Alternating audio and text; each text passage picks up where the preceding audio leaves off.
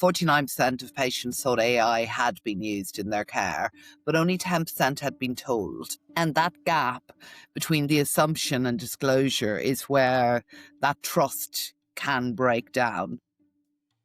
Hello and welcome back to the Digital Dose, the podcast from EBO, where we explore the evolving world of AI in healthcare with a special spotlight on the NHS. I'm your host, Trudy Kerr, and as always, I'm joined by Richard Samuel, EBO's Director of Healthcare Strategy, who's been leading digital innovation across the NHS for over 2 decades. Richard, it's really good to see you again. It's great to be back here, Trudy. Really great. And I'm very excited about this conversation that we're about to have. And we are also delighted to be joined by our special guest, Rachel Power. Rachel is the Chief Executive of the Patients Association, one of the UK's leading independent patient charities, campaigning for improvements in health and social care for patients, which is amazing. Rachel, it's so lovely to have you with us. Brilliant. I'm delighted to be here. And thanks very much for inviting me, Trudy, and Richard, of course. So glad to have you. Well, listen, I'm going to dive straight into this because in response to the Medicines and Healthcare Products Regulatory Agency's call for evidence on AI regulation, the Patients Association recently carried out a survey supported by EBO to understand how patients feel about the use of AI in healthcare, which I find absolutely incredible and fascinating. The response provided a timely snapshot of the patient's perspective on AI. So, Rachel, I just want to ask you, one of the key takeaways was that the patients are open to the use of AI in the NHS, but are really eager to see more transparency, accountability, and stricter regulation surrounding this. Can you tell me a bit more about this? Yeah, absolutely. And we were really excited to do the survey. And actually, we were quite surprised because we had quite a few hundred people responding to the survey. What you just said there, Trudy, the survey brought that into kind of sharp focus. 49% of patients thought AI had been used in their care, but only 10% had been told. And that gap between the assumption and disclosure is where that trust can break down. So some very clear practical steps that we can take now to make sure that we earn patients' confidence and trust. So I think there were 3 things I wanted to highlight. We need to be very clear about telling patients about where AI is involved, and not have that buried in the small print, but have it in real plain English. The second thing was that accountability, like you said, and make that real. Because I think it was 43% of respondents prioritized accountability when things go wrong. And 30% wanted transparency about where AI is being used at the moment. And another kind of quote coming out of the survey was, it looks strong on paper, but feels weak in practice, that transparency, and they want that more transparency. Patients want to know that there is a human at the wheel. Basically, they want to know that personal contact won't disappear. And I think that was the last bit about kind of the monitoring gap, was that transparency isn't just about disclosure at the beginning. It's about that kind of ongoing visibility and who's watching when these AI systems are performing and when they're really live in real services. Patients want to know that that question kind of has that answer. And there's so many ways that AI can do fabulous things within the system. But we've got to bring people with us on that journey so they understand, because of that personal care. This is something we push with NHS England on a regular basis in the department, is how we measure patient experience. Because it's not a retail experience. I'm sharing things with you about my health. I need to know that it's a really human interaction. But I also want to know when fabulous AI has been used, that's been used in a safe and effective way. And I know where it's been used in my care. Absolutely. Well, listen, I'm going to go to the flip side, which of course is Richard. And Richard, from your experience, obviously you're working with EBO as an AI-powered engagement solution. How does that align with what Rachel's just described? How is EBO approaching patient trust when AI is used in these interactions? So I think this is a hugely timely conversation, Trudy, because we're at the stage of technology development that it is the pace of development is far outstripping the capacity of our regulatory agencies.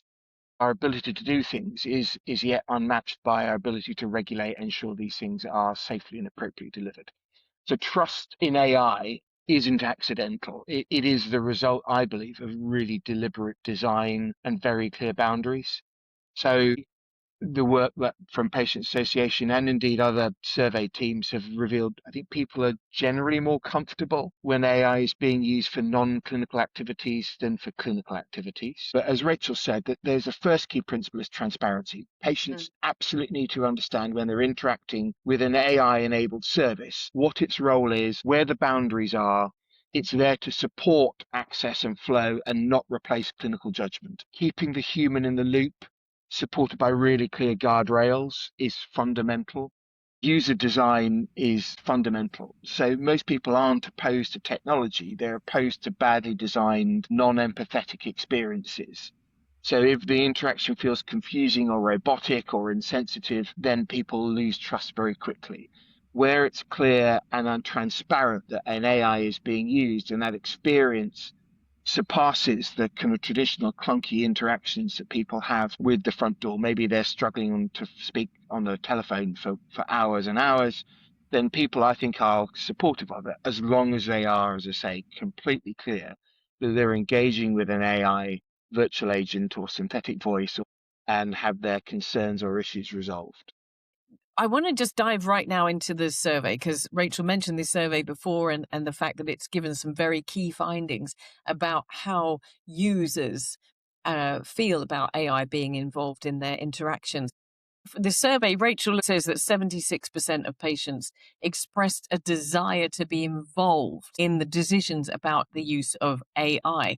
Where in the AI life cycle do you think that a patient input has the greatest impact? So would this be design, testing, deployment, ongoing monitoring? So we have a 10-year health plan for healthcare that was launched last year. And that's really, really clear. The very principle and the unashamedly saying we're going to give patients power. And we can't give patients power unless we involve them in the design and delivery of services. And we were delighted to see some of the work that we did being quoted in that 10-year health plan. So yes, you were right about the 76%. And so, that's a pretty clear mandate coming from patients. And that's backed up by other surveys as well. But the question is, where does that involvement kind of land? And my honest view, it is the design. And the design is where patient input is most absent and most urgently needed.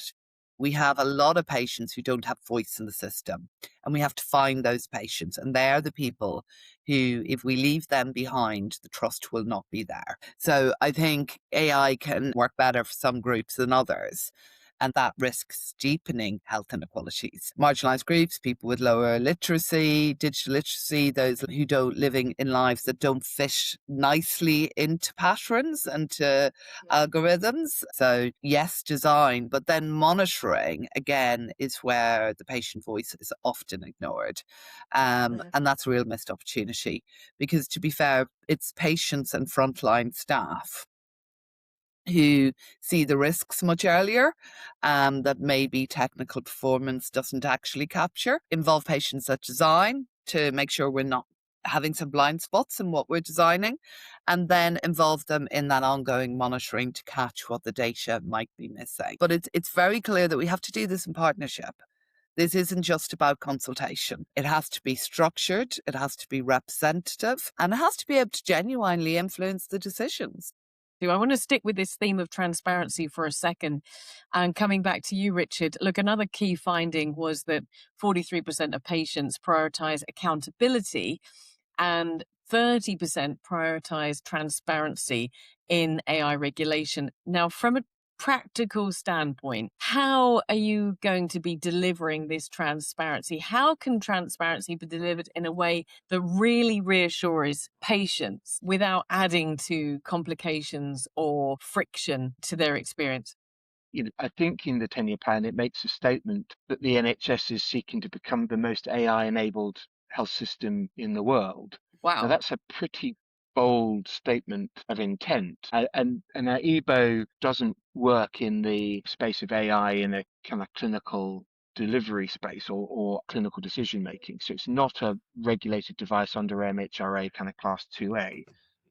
Certainly in my experience of working in that space, individuals who are engaging with those AI tools as a kind of in a clinical space, we kind of need to know what the efficacy of those tools are. So I think there are some pretty simple rules, really important to restate. First is the design principles, and a shout out to the Patients Association. So a great opportunity working with the Patients Association in the past, but that design piece is fundamental.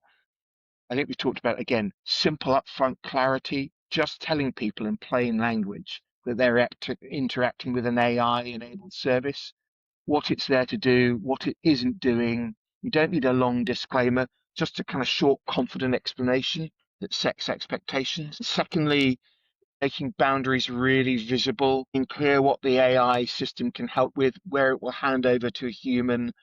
That's more reassuring in my experience than any policy statement. We're drawing on NHS approved content from approved sources. So kind of in summary, keep it short, plain English, explanations at the start of any interaction, clear signposting where something's being escalated or reviewed, and consistent language that reinforces the role of the systems throughout. Those are simple watchwords, and I know EBO designed this in right from the start, working in partnership with users and people with lived experience to kind of get the design right. So we're avoiding kind of over-engineered content or information that screens and interrupts the flow.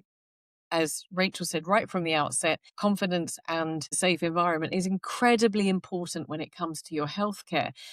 Rachel, that was also reflected in one of the findings that came out of this survey. This is astonishing. 89% of patients prioritize safety over speed. Actually, I'd rather have a safe system than a fast system. What are your thoughts on this, and how does this affect what's happening with the NHS?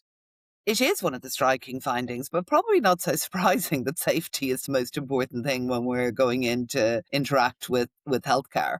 It was 36% felt confident that current regulations were actually protecting that safety.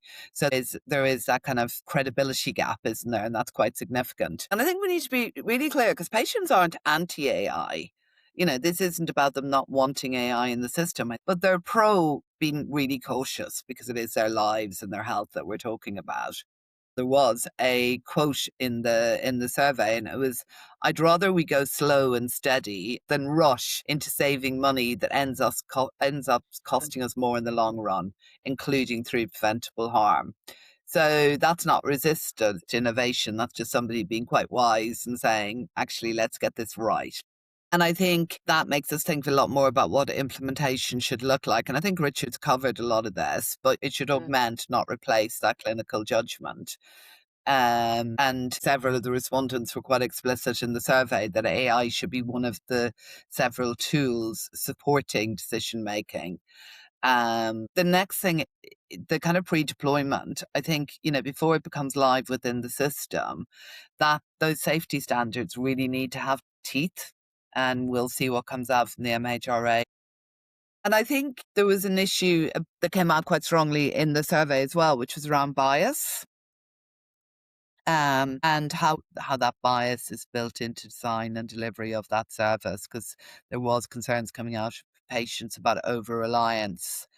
If patients can't understand how a decision was reached, they can't discuss it. They can't do shared decision making. And that's really where the safety issue is. Brilliant. Thank you for giving us a bit of a clarity on what this is going to look like in the future. And I want to bring Richard in there as well. Richard, do you have anything to add to what Rachel's just said with regards to what we're looking at for over the next few years, both for patients and for providers? So I think it's a really interesting space at the moment. There's already, we shouldn't forget that sort of ChatGPT, as an example, is the fastest growing consumer product in history. And in healthcare, people will and are using AI and some of the large language models to help them understand their health and well-being. And there's a there's a risk for us in creating an environment where individuals aren't reliant on mainstream commercial AI solutions, because we know, and there's established evidence now, that those tools aren't necessarily safe and appropriate to help individuals on their own care journey. So we're in a space where AI is now being used by citizens to guide their health, but it's not AI which is managed and curated by the NHS or any other international national health system. So we're kind of, in some respects, the genie's out of the bottle a little bit in terms of how individuals are choosing to use AI to interact. That is in no way signaling the NHS can be cavalier around how it assures itself around the regulation of health. We've talked a lot about some of the things we can do to mitigate risk and ensure safety. I think monitoring, Rachel's talked about it, is fundamentally important in understanding safety. We don't just deploy a drug and see how it works. We constantly monitoring and assessing the impact of that medicine and how we can assure ourselves in it's a safe application. And the same is actually with AI. And in the instance of EBO, for example, where individuals are drop out, where there may be confusion points, where escalation rates change, all of that allows us to then fine tune and address AI capabilities. So the monitoring and feedback loop of any AI deployment is fundamental to safety, and it can't be shortcut. The other piece, we've talked about the human in the loop a lot. For example, where in EBO's case, it's using virtual agents to interface with citizens on non-clinical routes. But even when you're engaging with a citizen using a virtual agent, there will be moments where an individual might choose to signal risk or vulnerability or concern. AI needs to recognize that and use that as a prompt to escalate immediately to bring the human into the loop. Certainly when we've engaged with clinicians, they've signaled that that's a fundamental tenet of how they want to use AI. For example, if a citizen is signaling they've got anxiety, concern, or risk, then that should default immediately to escalation to a human, rather than the AI continuing to interact through any sort of conversation. Richard's absolutely right that patients may be choosing to use AI to help them understand their symptoms, or to help them prepare for appointments. And I want to bring back to something that the Patient Association really believes in, and the studies back up, that if shared decision making and patient partnership is happening, then you have better outcomes for patients, you have better outcomes for frontline staff, and it becomes a more cost-effective service. We have another survey that we haven't launched yet, and one of the questions in that survey asked about goals and preferences. But a real high percentage of the patients, and that was about 1,000 people, said, actually, I wasn't asked about my goals and preferences. So if we look at patient power in the 10-year health plan, then there is a duty on us to make sure that patients have the right information and tools to make those decisions about their healthcare. And what the Patient Association obviously does is we create lots of different tools to try and support patients. And that's a need for tools to be able to manage your care effectively, and for the healthcare professional to be able to help you find those safe tools. Rachel, just for your final thoughts on this survey and how that has defined a path forward. I think the direction of travel is positive. We know, and you've quoted those figures, 76% of patients saying involvement in AI decisions is important to them. And there's a lot of ground to cover between that figure and the 36% that think current regulation is protecting their safety. And I think it is realistic. What I want to see is that patient involvement moves from being an optional add-on to being a government requirement, which I see in the 10-year health plan. So it'd be interesting to see where that goes. Patient panels with real influence need to be established, plain language reporting on how AI systems are working. Patients, families, and frontline staff are the ones who see the risks earlier. Their voices need to be the ones that shape the design and delivery of the service. We have to treat patient involvement as part of the infrastructure, rather than that kind of afterthought that we see so often at the Patients Association. Thank you so much, Rachel. Richard, do you have any closing thoughts as well for us in this particular podcast? Yeah, I do, and I don't want to open up a whole new concept, but we should just remember AI has been a core part of healthcare for the last 20, 30 years. But as it grows in its sophistication, it's increasingly important for us to make really clear the centrality of putting the person in control and bringing the citizen into the regulatory space. Exactly as Rachel says. I think EBO as an organization have been one of the leading partners in that inclusive design methodology, particularly as they're working in a space where AI is very visible to the citizen. It's in some cases, it's the first interaction they'll have with a health service, in that they'll be greeted by, how can I help you in navigating your health service? So that transparency is key. The design is key. There's no doubt AI is here to stay, but it needs to be proportionately deployed in partnership with citizens. Fantastic. Well, listen, as always, these conversations are just so brilliant. And it's wonderful, Rachel, that you could join us on this edition of the Digital Dose. And thank you very much for all of your insights and bringing that clarity for us. Richard, always lovely to sit with you on this podcast. And big thanks, of course, go to listeners as well for tuning in to this edition of the Digital Dose. Now, if you've enjoyed today's episode, make sure, of course, that you follow us and join us next time as we continue to explore how AI is shaping the future of healthcare. Until next time, stay curious.